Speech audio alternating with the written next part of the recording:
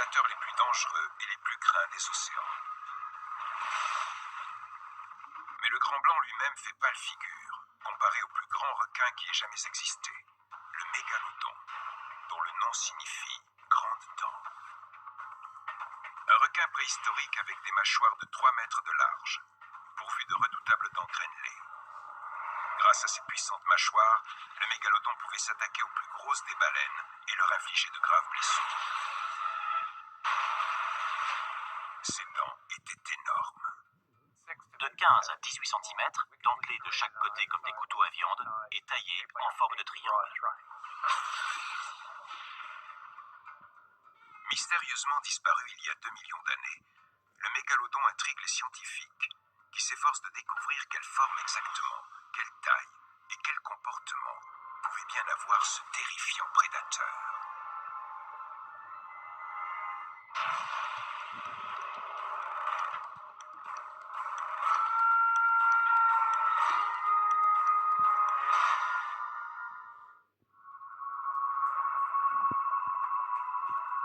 Les océans recouvrent près de 70% de la surface de la planète. C'est ici que toute vie sur Terre a commencé. Certaines de ces premières créatures sous-marines étaient de grands prédateurs. Calmars géants, pastenagues et baleines à dents ont longtemps sillonné les océans.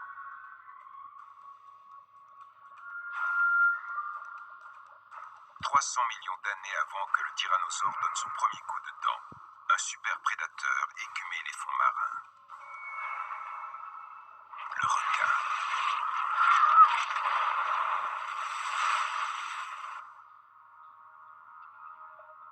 Les paléontologues ont découvert des témoignages fossilisés de ces prédateurs qui remontent à plus de 400 millions d'années. La biologie de ces requins est restée étonnamment stable durant tout ce temps.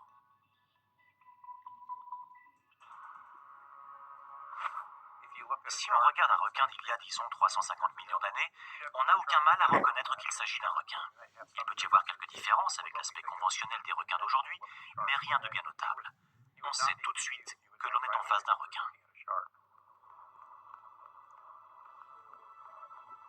Si la plupart de ces requins préhistoriques se sont éteints, le grand requin blanc, qui sillonne aujourd'hui encore les océans, était déjà présent il y a 10 millions d'années.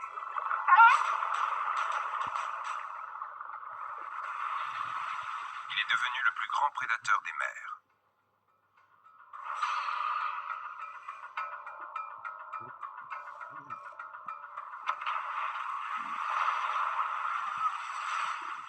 Mais le grand requin blanc fait pâle figure, comparé à son ancêtre qui régnait en maître absolu sur les 7 mers, reléguant au rang de figurant tous les autres prédateurs. Le mégalodon, son nom signifie grande dent. Le mégalodon est un requin fossile géant qui est apparu il y a à peu près 25 millions d'années et s'est éteint il y a 2 millions d'années. C'est le plus grand prédateur océanique que l'on ait recensé. Un fantastique prédateur, immense, énorme.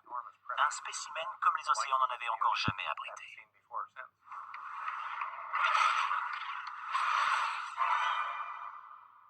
C'était l'un des plus grands prédateurs de tous les temps. Imaginez, des énormes dents aiguisées comme des rasoirs sur un animal de la taille d'un car de tourisme. C'était le prédateur par excellence. Jamais un super prédateur n'a autant marqué la planète de son empreinte et laissé si peu de traces de lui. C'est comme un excellent roman policier. On ne sait pas exactement à quoi ressemblait le mégalodon. On ne peut faire que des suppositions. Pour résoudre ce mystère, les scientifiques ont besoin de témoignages fossiles.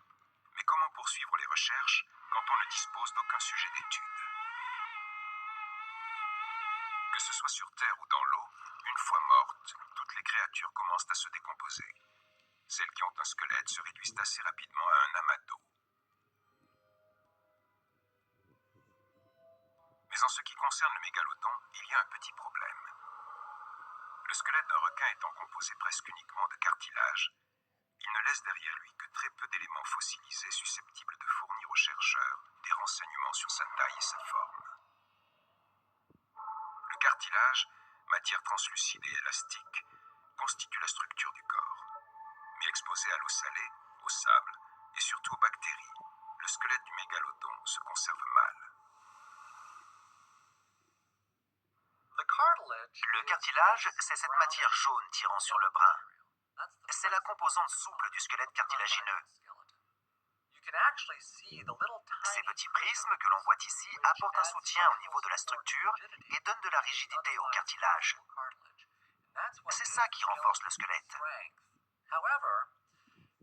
Mais ces petits prismes particuliers de cartilage sont maintenus par des fibres organiques. Après la mort du requin, ces fibres se décomposent. En quelques semaines, le cartilage se détache et se désintègre.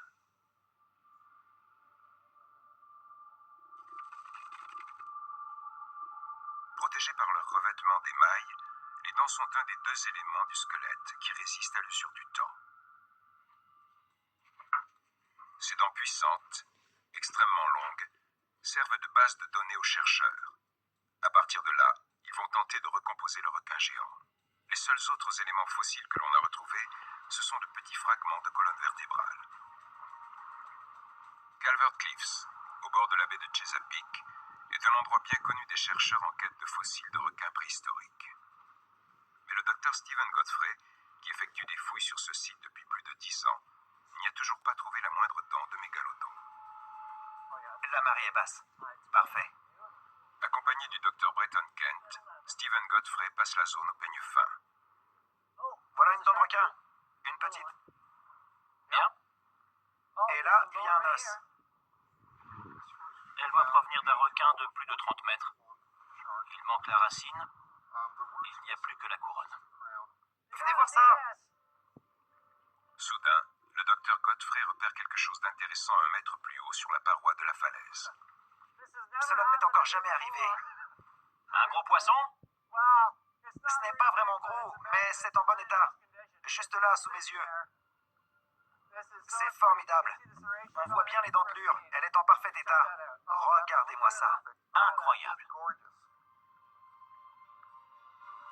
Incroyable. Juste le jour où les caméras sont là, Godfrey découvre sur la falaise d'argile une dent de mégalodon datant de 10 à 12 millions d'années. Une dent latérale du haut. En bon état. Impossible de trouver mieux. C'est un beau spécimen. Elle est magnifique. Assurément. Ce qui est intéressant, c'est cette fracture de compression que vous pouvez voir là, sur la pointe. Lorsque la dent claque de haut en bas et cogne quelque chose de dur, comme un os par exemple, cela réduit la pointe en poudre. Les fractures de compression sont très fréquentes sur les dents des mégalodons. Les fractures de compression et autres accidents violents associés au claquement des dents sur les proies ont abouti à une adaptation biologique exceptionnelle des requins. Le remplacement constant de leurs dents tout au long de leur vie. Au cours de ces 25 années d'existence, un requin use approximativement 20 000 dents. D'autres prédateurs, tels les crocodiles, ont aussi les dents qui repoussent, mais le requin est le seul à en avoir une telle quantité en réserve. La mâchoire du requin renferme tout un arsenal de dents de remplacement situées juste en dessous et au-dessus des gencives et prêtes à avancer d'un cran pour se placer au premier rang. Ces dents de mégalodon révèlent une foule d'informations sur cette impressionnante créature. Une fois qu'on a trouvé une dent de mégalodon, le plus dur est fait. Au fur et à mesure que les dents découvertes viennent grossir les collections des différents musées, l'intérêt des chercheurs pour le mégalodon s'intensifie. En 1909, ichtyologues et paléontologues du Musée d'histoire naturelle de New York s'emploient à construire ce qu'ils pensent être une parfaite réplique d'une mâchoire de mégalodon. Le résultat final a de quoi laisser songeur. Une ouverture béante de 3 mètres, pourvue d'une multitude de dents à la pointe affreusement aiguisée. Mais ils ont commis quelques erreurs cruciales que les futurs paléontologues n'auront de cesse de corriger. Zoologue et collectionneur, le docteur Gordon Hubble étudie les dents et les mâchoires de requins depuis 4 décennies. Quand ils ont construit cette mâchoire de mégalodon au début des années 1900, outre les problèmes qu'ils ont rencontrés pour faire tenir les dents dans la mâchoire, ils ont opéré sans connaître la formule dentaire, c'est-à-dire sans connaître l'arrangement des dents dans la bouche du mégalodon. Ils ont donc placé les dents un peu au hasard. Comme en témoignent les dimensions de la mâchoire reconstituée, absolument gigantesque, il semblerait que les scientifiques aient choisi les plus grandes dents parmi les dépôts fossiles recueillis aux quatre coins du monde. Ce travail, effectué en 1909, soulève finalement quelques questions. Les dents du mégalodon, celles de devant comme celles du fond, étaient-elles toutes si grandes que cela? Et leur nombre n'est-il pas un peu excessif? Cette version du mégalodon possède plus de dents que l'actuel grand blanc. Autant de doutes qui alimentent un débat toujours plus vaste. Le grand requin blanc est-il le meilleur sujet de comparaison pour ce qui est de la taille et de la forme du mégalodon? À quel point ces deux créatures des profondeurs sont-elles proches? Ryan Johnson se livre à l'étude du grand requin blanc au large des côtes de l'Afrique du Sud.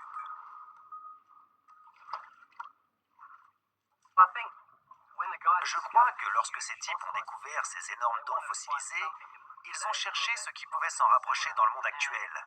Et le requin auquel on pense tout de suite, c'est le grand blanc.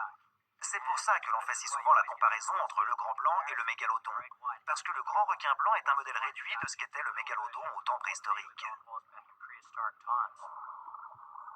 Le grand requin blanc tient une place mythique dans l'esprit des pêcheurs, des marins et autres amoureux du grand large.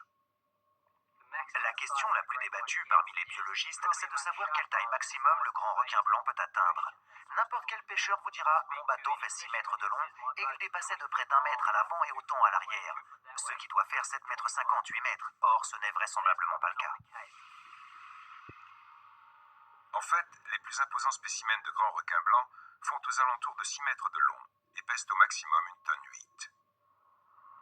Mais les mégalodons, eux, mesuraient entre 15 et 17 mètres de long et pouvaient atteindre le poids stupéfiant de 45 tonnes.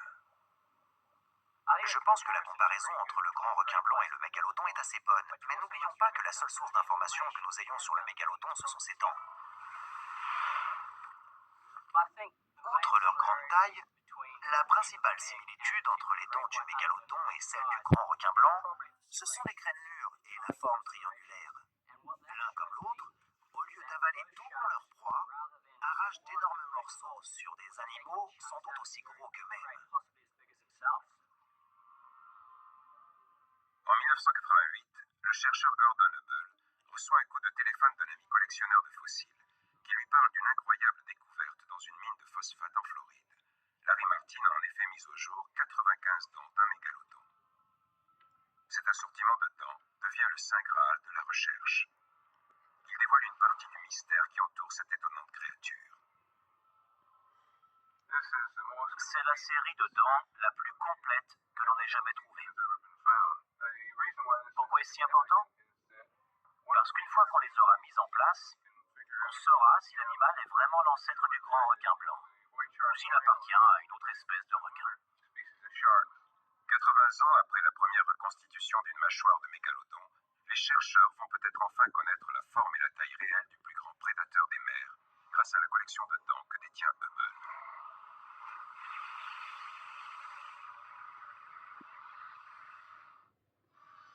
Le mégalodon.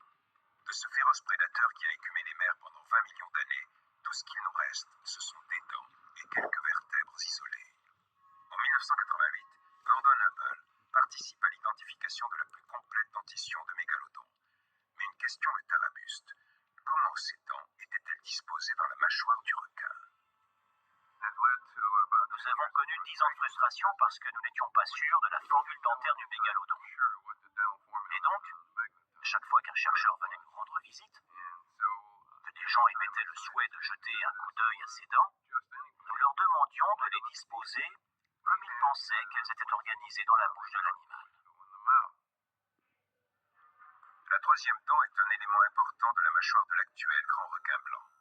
Et c'est bien cela qui nous tracassait. Nous n'avions pas envisagé la possibilité que le mégalodon ne fasse pas partie de la même lignée évolutive que le grand blanc, et qu'il ne possède pas cette troisième dent supérieure, plus petite et incurvée vers l'intérieur. En fait, sa troisième dent est à peu près de même taille que les deux premières. Une fois que nous avons compris cela, tout s'est mis en place. La mâchoire supérieure compte 24 dents, la mâchoire inférieure 22. Derrière ces 46 dents, environ 200 autres, soigneusement alignées, attendent de pouvoir se propulser en avant pour jouer leur rôle sur le champ de bataille.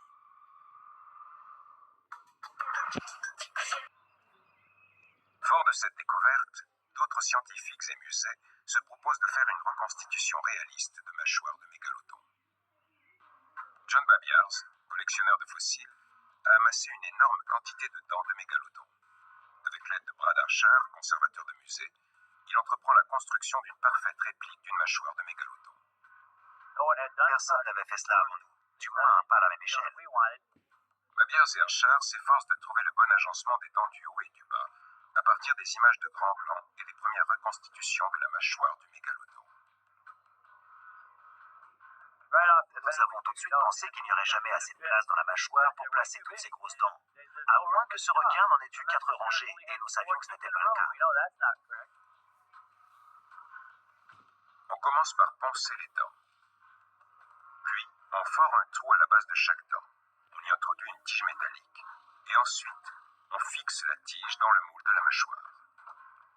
Lorsque vient le moment de placer correctement les dents, les deux hommes font appel aux connaissances de Gordon Hubbell. Après avoir examiné toutes les dents en notre possession, nous les avons assemblées en les serrant autant que possible. En septembre 1994, les mâchoires sont enfin prêtes. Les hommes les chargent sur la plateforme d'un camion et les emportent au musée d'État d'Arizona. Le résultat est impressionnant. Bien qu'un peu plus petites que celles reconstituées à New York en 1909, ces mâchoires sont de telles dimensions qu'elles ne peuvent appartenir qu'à un animal d'une taille exceptionnelle. Cette mâchoire fait environ 2,30 m de haut sur 2,60 m de large et comporte 254 dents. Rien que des vraies dents. Maintenant qu'ils ont une idée de la taille des dents et des mâchoires, les scientifiques peuvent commencer à imaginer à quoi ressemblait le corps. Le squelette exposé au Calvert Marine Museum donne un bon aperçu de l'infrastructure nécessaire pour supporter des mâchoires aussi imposantes. L'étape suivante consiste à faire un portrait réaliste du monstre. À quoi ressemblerait une telle créature si vous la voyiez se diriger vers vous, au beau milieu de l'océan? Ayant travaillé à la réalisation du squelette du musée, le docteur Michael Gottfried pense être en mesure d'imaginer quelle forme devait avoir le monstre. Il collabore avec l'artiste Jim Melly, modeleur animalier, pour mettre au point une maquette de mégalodon. À la base, ce genre de travail, c'est le mariage de la science et de l'art. On prend des faits scientifiques et on les concrétise dans une sculpture. Cette reproduction grandeur nature d'un mégalodon de 15 mètres est aujourd'hui accrochée au musée d'histoire naturelle de San Diego. Après toutes ces années de recherche et de travail à partir des éléments réels dont nous disposons, voici le résultat final. Ce que nous pensons être la reconstitution de mégalodon la plus vraisemblable du point de vue de la biologie. Si nos ancêtres préhistoriques ont dû se poser beaucoup de questions en découvrant la première dent de mégalodon, les scientifiques disposent aujourd'hui d'un stupéfiant portrait de cette énorme créature.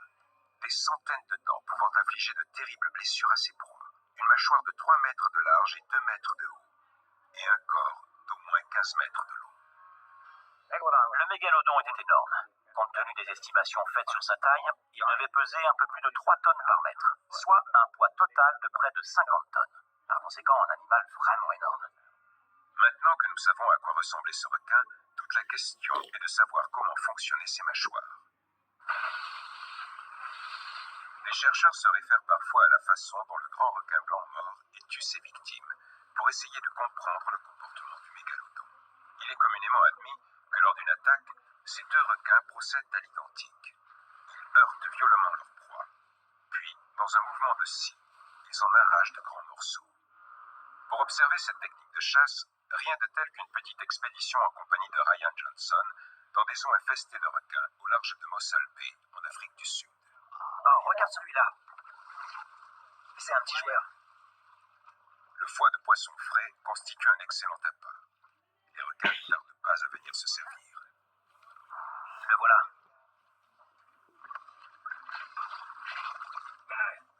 On Tiens ça fermement et vous allez voir. Il va commencer à secouer la tête. Regardez, il secoue.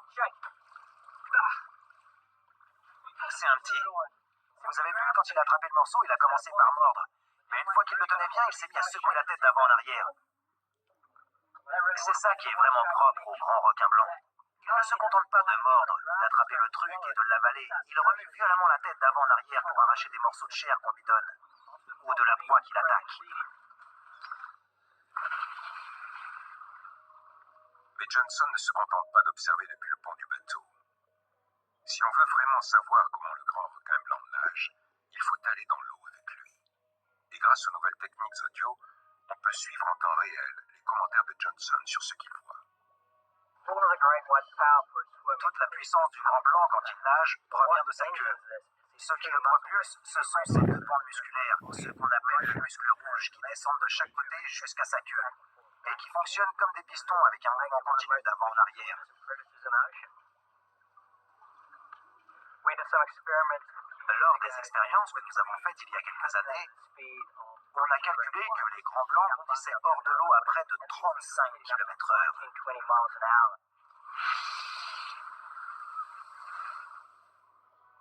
Le mégalodon avait probablement les mêmes besoins en puissance et vitesse il y a 12 millions d'années.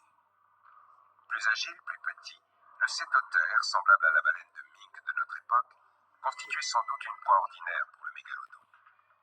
Mais il a dû néanmoins mettre à rude épreuve ses talents de chasseur. Cette baleine, 5 fois moins grande qu'un mégalodon adulte, pèse tout de même 5 tonnes. À l'aide des puissants muscles de sa queue, l'énorme carnivore de 15 mètres s'élance comme une flèche vers la surface. La baleine ne bat peut-être pas son adversaire à la course, mais elle est plus agile. La puissance et la vitesse hallucinante du mégalodon lui permettent de jaillir à la surface de l'eau, en tenant une baleine de 9 tonnes dans sa mâchoire. Tout va se jouer très vite. En un instant, le repas est servi. Une seule attaque éclair suffit à prouver que le mégalodon possède bien la force et l'agilité nécessaires pour régner sur les océans. Le mégalodon a été le maître des océans pendant près de 20 millions d'années. Mais même les plus grands prédateurs doivent assurer la survie de leur espèce. La plupart des scientifiques s'accordent à dire que le mégalodon, tout comme le grand requin blanc, était ovovivipare, c'est-à-dire qu'il donnait naissance à des petits déjà développés. Le mégalodon n'avait qu'un petit par portée. Quand on pense que le jeune devait faire entre 2,50 m et 3 mètres à la naissance, cela représente déjà un beau spécimen. Et ces bébés requins étaient affamés. Il n'y a aucune raison pour qu'il n'ait pas été prêt à s'attaquer à de plus grosses proies qu'eux dès la naissance. Un troupeau de paisibles dugongs, n'est-ce pas ce qu'il y a de mieux pour le premier repas d'un super prédateur? Ces vaches marines étaient une autre sorte de mammifères que les mégalodons aimaient prendre pour proie. C'étaient des dugongs, pas des lamantins. Les lamantins sont arrivés plus tard. La queue des dugongs ressemble fort à celle des dauphins, tandis que la queue des lamantins se rapproche de celle des castors. Le dugong adulte mesure environ 3,50 m et le bébé requin 3 mètres. Si l'on s'en tient à la taille, le bébé requin a un léger désavantage. Mais il n'y a pas que la taille qui compte. Les dugongs sont des animaux léthargiques, assez lents. Voici une portion de côte d'une vache marine. C'est très lourd et dense. On remarque qu'il y a une trace de morsure qui court tout du long. C'est la marque faite par une dent d'un très gros requin. Le bébé requin affamé se propulse en avant. Un jeune dugong met du temps à réagir. Et c'en est fait de lui. Premier exploit d'une longue vie de chasseur. Les scientifiques cherchent également à connaître la longévité de ces requins géants. Dans le laboratoire de paléontologie fossile du Musée d'histoire naturelle de Floride, le docteur Bruce McFadden et ses étudiants font des recherches sur l'espérance de vie et les habitudes alimentaires des requins préhistoriques. Ils étudient les anneaux de croissance à l'intérieur des quelques-unes des rares vertèbres de mégalodons dont nous disposons. pour tenter d'en apprendre davantage sur la vie de ces monstres magnifiques. Nous les comptons comme on le fait avec les cernes des arbres. La portion inférieure de la vertèbre de requin porte le nom de centrum. Chez les mégalodons, les centras sont extrêmement rares. Les scientifiques étudient les quelques exemplaires en leur possession pour voir quels autres enseignements ils peuvent en tirer.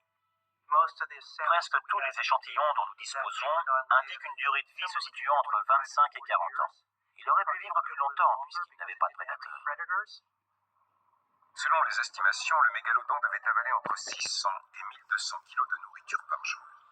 Il fallait donc qu'il consomme une grande variété de poissons et de mammifères marins pour survivre. On ne sait pas exactement de quoi il se nourrissait. Peu importe ce qu'il mangeait. Ce qui est sûr, c'est que cet énorme requin passait la plupart de son temps à sillonner l'océan en quête de nourriture. Et il y a 15 millions d'années, à l'époque du Miocène, il y avait une telle profusion d'animaux marins qu'il n'avait que l'embarras du choix. Baleines, dauphins, dugongs, énormes tortues de mer, ainsi que des quantités de poissons peuplaient les eaux côtières. Le mégalodon a vraisemblablement mangé tout cela. Au Miocène, les cétoptères formaient le groupe de cétacés le plus représentatif. Ces petites baleines, qui mesuraient de 3 à 6 mètres, vivaient dans les eaux côtières chaudes du monde entier. Elles se nourrissaient de plancton, de crustacés et de petits poissons. Malgré leur poids imposant de 9 à 18 tonnes, elles étaient aussi rapides qu'agiles. Tout comme les dugongs, ces 12 créatures représentaient sans doute une cible facile pour le mégalodon. Mais le docteur Stephen Godfrey possède un morceau de colonne vertébrale de baleine qui semble indiquer que le mégalodon rencontrait parfois des difficultés à la chasse. Malheureusement, la surface de l'os est émoussée et c'est à l'intérieur même de la vertèbre qu'il faut chercher la trace de ce qui est arrivé à la baleine. Posez-la sur la table. Vous voulez que je scanne tout ou juste la pathologie? Dans ce cas, le recours aux appareils modernes s'avère utile. La technologie d'aujourd'hui permet d'observer quelque chose qui remonte à 12 millions d'années. Le scanner révèle la gravité de la blessure infligée à la baleine. Une fracture de compression court tout le long de cette vertèbre. Le docteur Godfrey nous explique ce qui a dû se passer. Je pense que cette baleine a été heurtée par un gigantesque mégalodon. Et l'impact très violent a exercé sur cette vertèbre une pression intolérable qui a fait sauter le bas de la vertèbre et l'a poussée en avant. Le processus de réparation qui s'est produit ici, sur cette vertèbre, est la preuve qu'en dépit de l'intensité de l'impact, l'animal a survécu. Voici l'histoire d'une occasion ratée pour un mégalodon et des efforts d'une baleine pour échapper à son prédateur. Lorsque le mégalodon en vadrouille regarde à la surface de l'eau, il voit un groupe de 3 baleines en train de nager. Ce sont des baleines adultes, approchant les 6 mètres et pesant 18 tonnes. Le mégalodon se met en embuscade sous les baleines.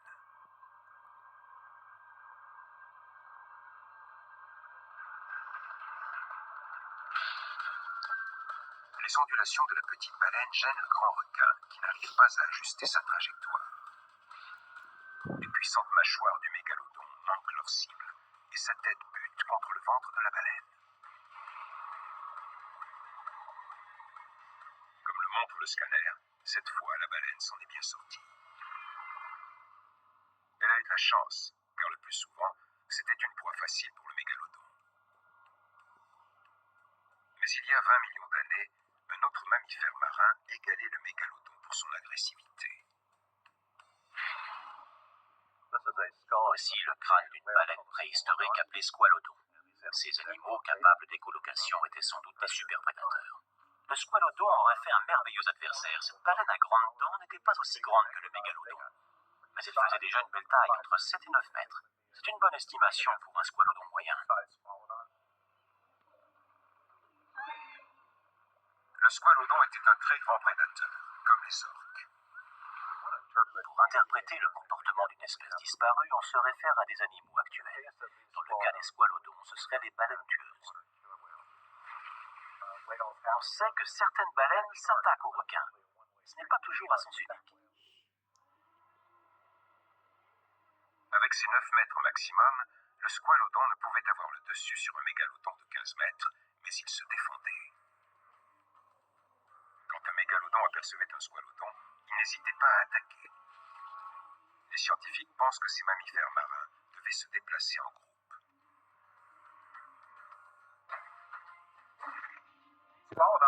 Le squalodon était une grosse baleine à dents.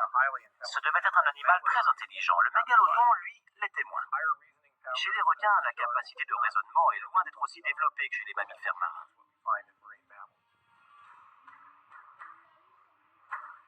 Même un animal aussi énorme que le mégalodon doit sentir ce coup de poing dans les branchies. Cette fois, il est seul contre tous.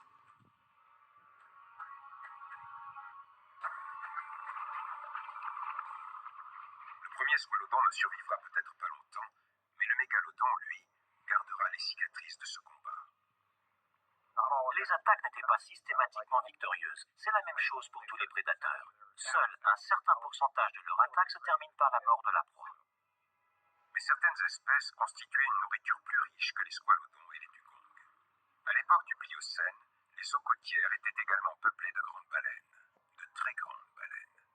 Et lorsque le mégalodon voulait s'offrir un super repas, il s'attaquait à un gros morceau, parfois même plus gros que lui.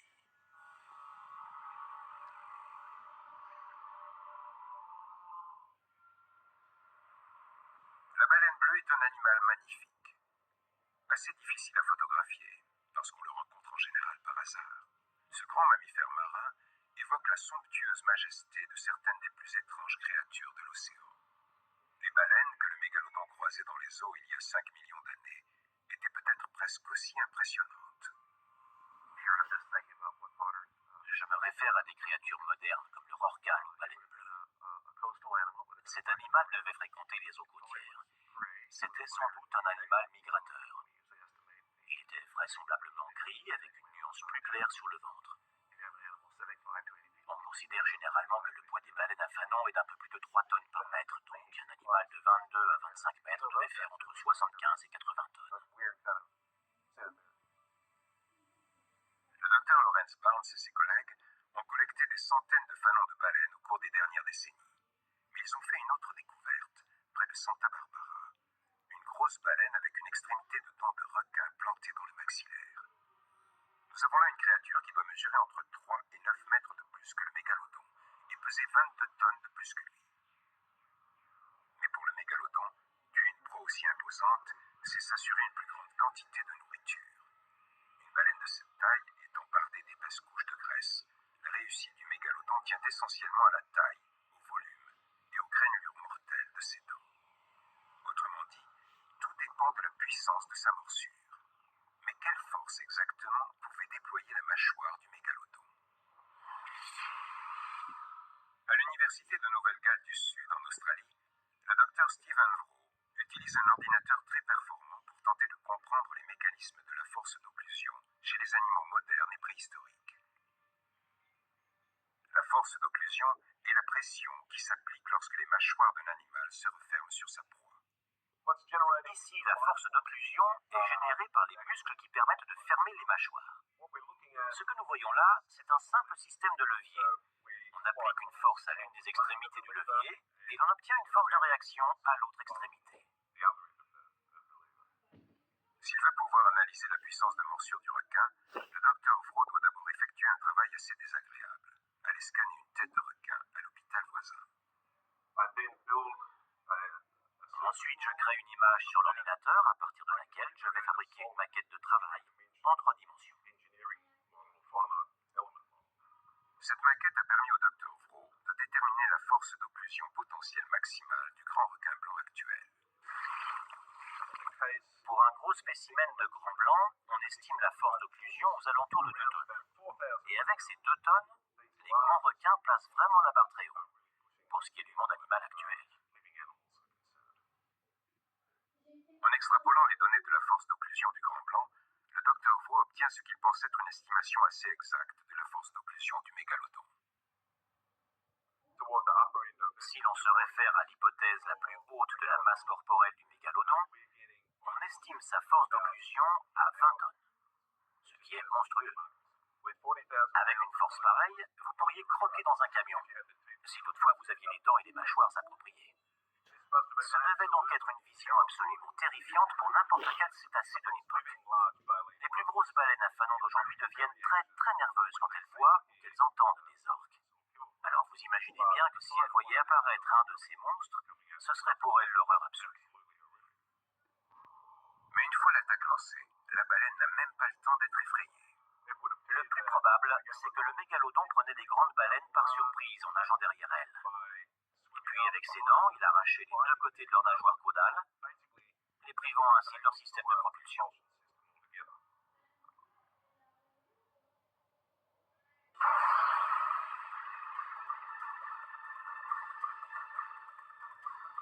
Pour la baleine, c'est la mort assurée. Tout son sang s'écoule par un large trou dans l'artère. Mais sans main pour retenir sa gigantesque proie, comment le mégalodon peut-il empêcher une baleine de 68 tonnes de s'enfuir à la nage après l'avoir mordu à la gorge ou au ventre? À la Wright State University dans l'Ohio, le paléontologue Chuck Ciampaglio a mis au point une expérience qui montre bien le potentiel meurtrier du mégalodon s'attaquant à une proie géante. Un moulage en gel haute densité remplace la chair de la baleine. La pièce maîtresse de cette démonstration, c'est ce jeu de mâchoires mécaniques qui reproduit le mouvement unique des mâchoires du requin. Ces mâchoires sont vraiment très intéressantes parce qu'elles peuvent non seulement s'ouvrir et se fermer, mais aussi opérer un mouvement vers l'avant, comme chez les laminités modernes et sans doute le mégalodon. Les mâchoires métalliques sont solidement fixées à la table. Plutôt que ce soit elle qui s'attaque au moulage, la morsure est simulée en plaçant le moulage à l'intérieur de la bouche. Le requin commence par attaquer avec les dents inférieures pour maintenir sa proie. On voit que les dents inférieures sont plantées dans la chair sur 10 bons centimètres.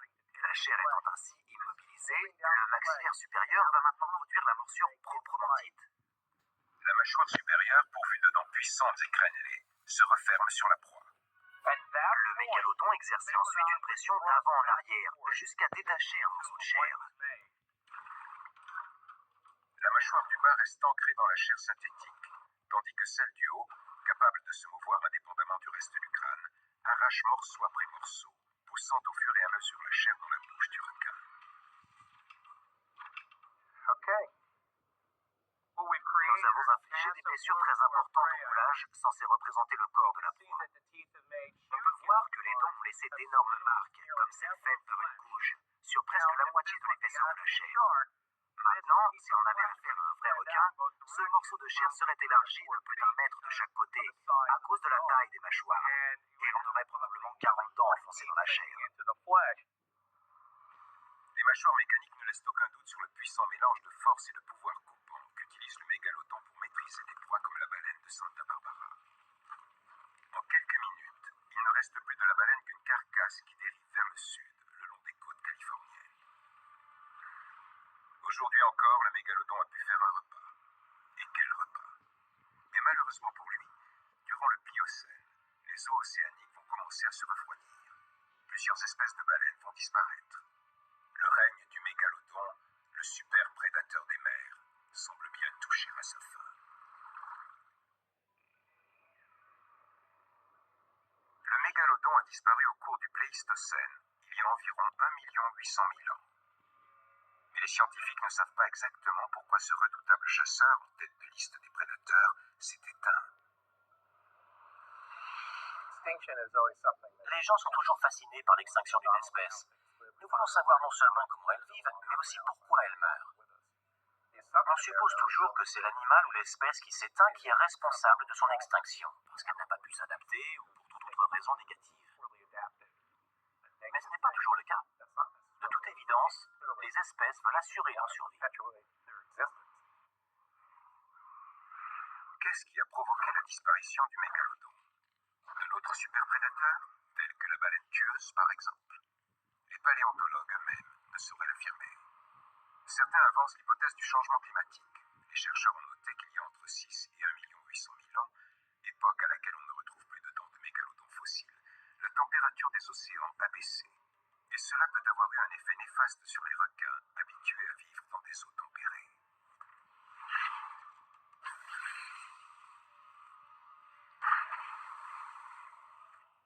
paléontologues savent également qu'au cours du Miocène, la population des petites baleines s'est éteinte au profit de plus gros spécimens.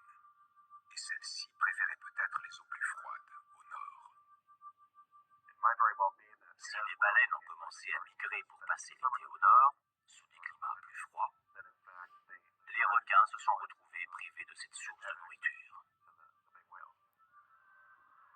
Au milieu du Pliocène, les grosses proies ne peuplant plus les océans toute l'année, le mégalodon a dû sentir son estomac crier famine. La disparition des 3/4 des espèces de baleines s'est traduite par la perte d'une source majeure de nourriture pour le mégalodon.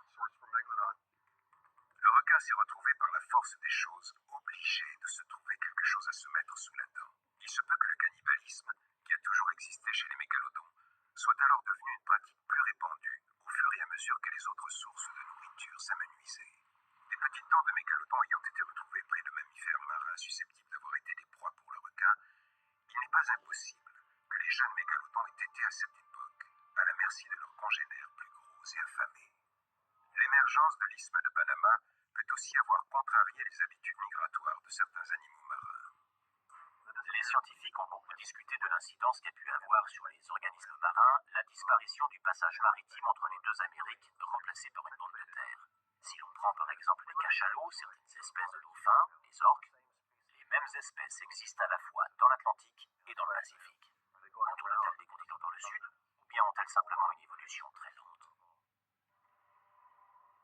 On ne sait pas si la fermeture de l'isthme de Panama, qui relie l'Amérique du Nord à celle du Sud, a pu affecter le mégalodon. Les savants continuent à chercher des indices sur le mégalodon et sa disparition en étudiant le grand requin blanc. Et pour commencer, son remarquable système de chauffage interne, désigné par le terme de gigantothermie, et qui est un excellent outil de survie. La plupart des poissons ont le sang froid, mais le grand blanc non.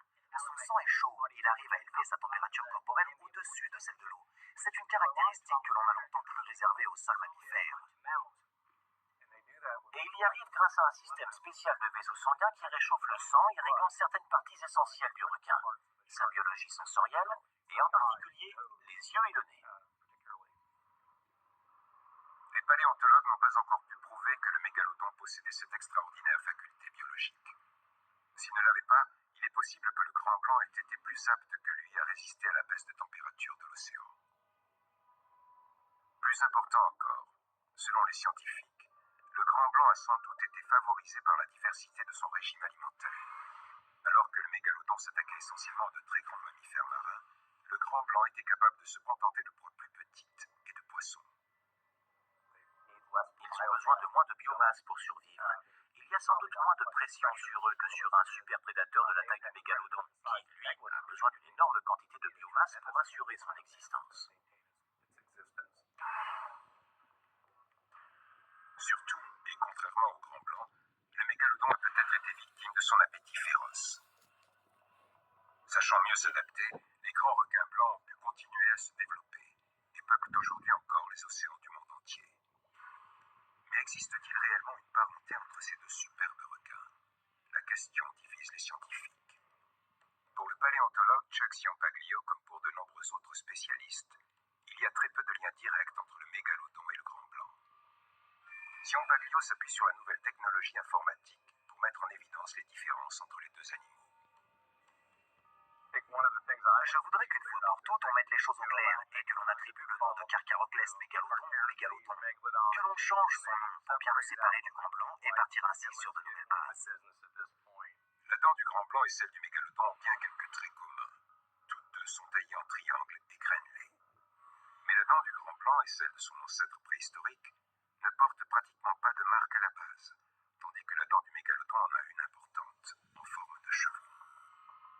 Et l'agrandissement de la dent du grand blanc à l'échelle de celle du mégalodon montre que, même en étant de la même longueur, la dent du grand blanc fossile est nettement plus mince et plus fine que celle du mégalodon. Je vais maintenant faire l'inverse. Si je vous montre un tout petit mégalodon à peu près de la même taille que ce grand blanc, vous pouvez voir que la dent du mégalodon ne ressemble pas à l'autre. La densité des crénelures n'est pas la même. Quelle que soit la façon dont vous vous y prenez, cette dent est différente de celle-ci qui appartient au grand blanc. L'équipe de chercheurs a comparé les dentitions de l'actuel grand blanc, du requin mako disparu et du mégalodon.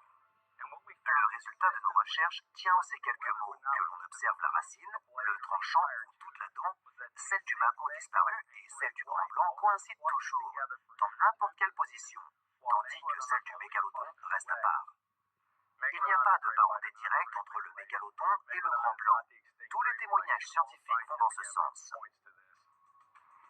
À moins que, se référant à la première reconstitution de mâchoire de mégalodon en 1909, certains scientifiques continuent de penser que le grand requin blanc et le mégalodon ont bien un lien de parenté direct. Et les vertèbres fossilisées de mégalodon en seraient la preuve. L'anatomie de la colonne vertébrale laisse penser que le mégalodon et le grand blanc sont relativement proches. Cette théorie se fonde sur les recherches effectuées sur les centras de vertèbres de mégalodon. On ne connaît pas encore tout des centras vertébraux.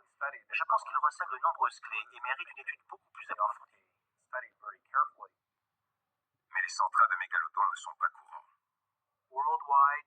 Alors que le mégalodon a vécu 16 ou 17 millions d'années, nous n'avons trouvé de par le monde qu'une ou deux douzaines de centras préservés. Il faudra encore du temps avant que les scientifiques ne collectent d'autres données susceptibles de les éclairer sur la question. Il se peut que les informations enfermées dans les centras vertébraux apportent finalement une réponse à la question que tout le monde se pose. Les gènes du mégalodon se retrouvent-ils ou non chez le grand requin blanc? S'il y a un point sur lequel tout le monde s'accorde, c'est que nous avons encore beaucoup à apprendre sur le caractère physique et le comportement du mégalodon. Et une chose est sûre, l'association exceptionnelle de sa taille, de la forme de ses dents, de la force de sa mâchoire et de son appétit, a fait du mégalodon une créature exceptionnelle dans l'histoire des requins, vieille de 400 millions d'années.